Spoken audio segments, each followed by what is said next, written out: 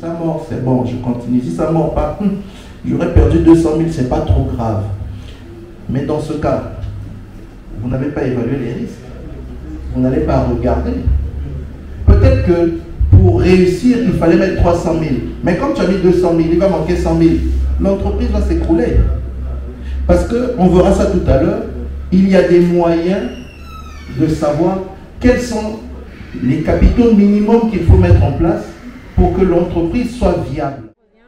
Nous sommes une jeune association qui a pour objectif de promouvoir l'entrepreneuriat, le développement social, économique, personnel de la jeune femme en particulier. L'objectif de cette masterclass est de permettre à toutes les femmes d'avoir les outils nécessaires pour se lancer dans l'entrepreneuriat, pour celles qui ne le sont pas et pour celles qui le sont déjà, de les accompagner, d'accompagner leurs entreprises en difficulté en leur proposant des modèles adaptés à leur activité. Nous avons plusieurs cibles, toutes les femmes salariées, même les femmes déjà entrepreneurs, les femmes au foyer, les femmes non instruites, les femmes étudiantes, les jeunes étudiantes, toutes les femmes. Nous avons des experts avec nous, nous travaillons en étroite collaboration avec plein de gens du métier, ça dépend voilà, des activités qu'elles auront choisies. Nous comptons sur le CTRI pour mettre en œuvre des mesures d'accompagnement pour ce genre de dynamique, ce qui nous conduira ce qui participera évidemment à notre essor vers la félicité. C'est une masterclass très enrichissante. Déjà, de base, j'aime le commerce. Donc, avec les enseignements que nous donne notre aîné, ça va me permettre d'agrandir mon business. Donc, c'est très, très enrichissant pour nous. En quoi c'est avantageux? On nous vend souvent l'illusion de l'entrepreneuriat comme quoi c'est facile, il faut se lancer, dès que tu te lances, tu auras de l'argent. C'est avantageux dans le sens où il nous apprend réellement les risques que nous prenons en nous lançant dans l'entrepreneuriat. Donc ça peut aider d'autres jeunes filles qui veulent entreprendre à connaître les risques qu'elles prendront et quels sont également les avantages qu'elles auront au sortir de cet entrepreneuriat. Cette masterclass s'adresse à l'association des jeunes femmes entrepreneurs, qui est une association sociale qui souhaite améliorer les connaissances en entrepreneuriat de ses membres.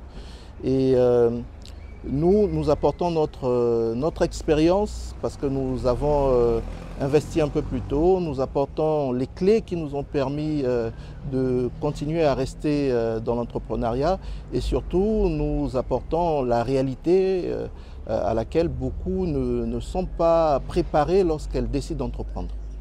Ces notions concernent les clés d'entrepreneuriat, notamment les domaines d'expertise qu'il faut maîtriser, les outils comptables, fiscaux, juridiques qu'il va falloir connaître dans le domaine d'investissement que l'on veut faire, et bien sûr l'attitude humaine et les compétences et savoirs qu'il faut pour se lancer dans l'investissement. L'indépendance financière, grosso modo, on pourrait dire, c'est avoir envie de faire ce qu'on veut sans que l'argent ne soit un problème. Mais avoir envie de faire ce qu'on veut, c'est d'abord une notion individuelle. Moi, ce que je veux faire, ce n'est pas ce que vous ou le voisin à ma droite veut faire.